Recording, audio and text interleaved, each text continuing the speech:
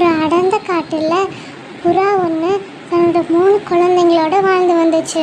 அவங்களோட கூண்டு ரொம்ப சிறுசாக இருந்தனால அவங்க 4 பேர்த்துக்கும் அது பத்தவே இல்லை. மழைக்கார வேலை ஆரம்பிக்க போகிறதுனால புறா தன்னுடைய கூட்டை பெருசுப்படுத்த நினச்சிச்சு. அதனால் மரக்குச்சிகளை வெளியிலேருந்து எடுத்துகிட்டு வர காட்டுக்கு போச்சு. தன்னோட 3 குழந்தைகளை கூண்டில் வச்சுட்டு, பத்திரமா இருங்க, எந்த புறா வந்து கூப்பிட்டாலும் கீழே இறங்காதீங்க, நான் போய் மரக்குச்சிகளை எடுத்துக்கிட்டு வரேன் அப்படின்னு சொல்லி காட்டுக்குள்ளே போச்சு. காட்டில் ரொம்ப கஷ்டப்பட்டு புறா மரக்குச்சிகளை சேகரிச்சது.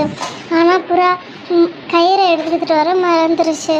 கயிறு இருந்தால் தான் அந்த மரக்குச்சிகள் எல்லாத்தையும் ஒன்றா சேர்த்து கட்டி தூக்கிட்டு போக முடியும். இப்போ தனித்தனியாக தூக்கிட்டு போக முடியாது. அதனால் திருப்பி வீட்டுக்கு போய் கயிறை எடுத்துகிட்டு வரலாம்ட்டு வீட்டுக்கு போச்சு. காலு காக்காவும் கோரி காக்காவும் ஒரு வீட்டில் வாழ்ந்துச்சுங்க. அதுக்கு 2 இப்படி பேசிக்கிச்சுங்க. கோரி காக்காவுக்கு இந்த வீடு பூரா மரக்குச்சிகளால் அலங்கரிக்கணும்னு ஒரே ஆசை. அதனால கோரி காக்கா காலேஜி காக்காட்ட நீங்கள் காட்டுக்கு போய் மரக்குச்சிகளை எடுத்துகிட்டு வாங்க அப்படின்னு சொல்லிச்சு. உடனே காலு காக்கா உடனே எப்படி நான் மரக்குச்சிகளை எடுக்க முடியும், அதுவும் காட்டில் போய் அப்படின்னு சொல்லிச்சு. அதுக்கு கோரி காக்கா அதெல்லாம் முடியாது, என்ன பண்ணீங்களோ தெரியாது, போய் எடுத்துகிட்டு வாங்க அப்படின்னு சொல்லிச்சு. கயிறோட அந்த காலு காக்காவுக்கு ஒரே ஆச்சரியம். அங்கே ஒரு மரக்குச்சிகளாக இருந்துச்சு. அதை சேகரித்தது எந்த பறவைன்னு தெரியலை. அது வர்றதுக்குள்ளே நம்ம எடுத்துக்கிட்டு போயிடணும்னு சொல்லி தன்னோட கயிறை வச்சு அந்த கட்டி எடுத்துக்கிட்டு போயிடுச்சு. திருப்பி வந்த புறா இங்கே வச்சு இந்த மரக்குச்சிகளை காணுமே, நான் ரொம்ப கஷ்டப்பட்டு கட்டுனேனே, அது என்னோடய குழந்தைங்களுக்காக கூடு கட்டணும்னு நான் வச்சுருந்தேனே, யார் எடுத்துகிட்டு போனா அப்படின்னு ரொம்ப அழுதுச்சு. காகங்கள் இந்த மாதிரி வேலையை பார்க்குன்னு சொல்லிட்டு புறா காகங்கள் வீட்டுக்கு வந்துச்சு. அக்கா என் மரக்குச்சிகளை கொடுத்துருங்க கோரி அக்கா அப்படின்னு கேட்டுச்சு. உடனே கோரி, ஏன்னா நாங்கள் எடுத்தோம்மா, நாங்களே கஷ்டப்பட்டு மரக்குச்சிகளை தேடி எங்கள் வீட்டுக்காக கொண்டு வந்திருக்கோம், நாங்களாம் எடுக்கலை, இப்போ போறியா என்ன சொல்கிற அப்படின்னு மிரட்டுச்சு. உடனே புறா பயந்து போயிடுச்சு. அதே காட்டில் சோனாவும் தன் மகள் லிட்டிலோடு வாழ்ந்து வந்தாங்க.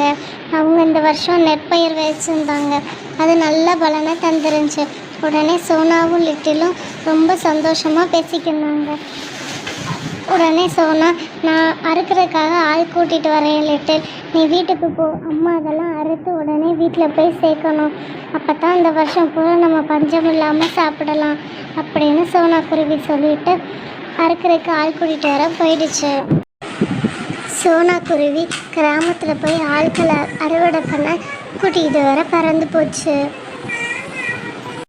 சோனு குருவி வயல் சைடு வந்த காலு காக்கும், அடடா இப்படி நெல் விளைஞ்சிருக்கே, இதை நம்ம எடுத்துகிட்டு போனால் 1 வருஷத்துக்கு நம்மளும் கோரிக்கும் இற தேட வேண்டிய வேலையே இல்லை, சாப்பிட்டு நல்லா தூங்கலாம் அப்படின்னு சொல்லி அதெல்லாம் எடுக்க காலுக்காகவும் சோனு குருவியோட நெற்பயிர் எல்லாத்தையும் அறுத்து ஒரு ரோல் மாதிரி செஞ்சு வச்சிருந்துச்சு. இதை எப்படி தள்ளிக்கிட்டு போகிறது அப்படின்னு யோசிச்சுட்டு அதை எப்படியாவது கொண்டுக்கிட்டு போய் சேர்த்துறன்னு பறந்து அப்படியே தள்ளிக்கிட்டு போயிடுச்சு. திரும்பி வந்த சோனு குருவிக்கு ஒரே அதிர்ச்சி.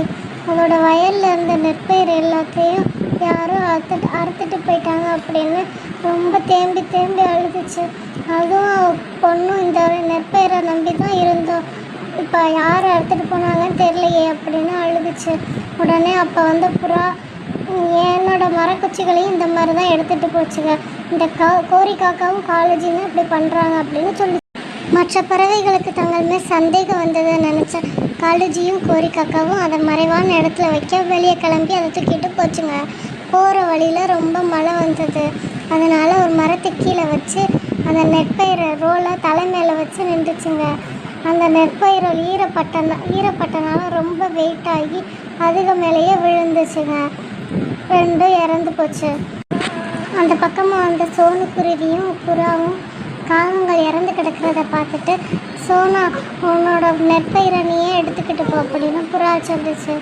ஆமாண்ணா, நான் என்னோட கஷ்டப்பட்ட உழைப்பு அதை நான் தான் எடுத்துகிட்டு போவேன் அப்படின்னு சோனு குருவி தன்னோட நெற்பயிரை எடுத்துகிட்டு போயிடுச்சு. இப்படி சோனு குருவி நெற்பயிரை எடுத்துகிட்டு போய் அதுவும் மகளும் சந்தோஷமாக வாழ்ந்துச்சுங்க.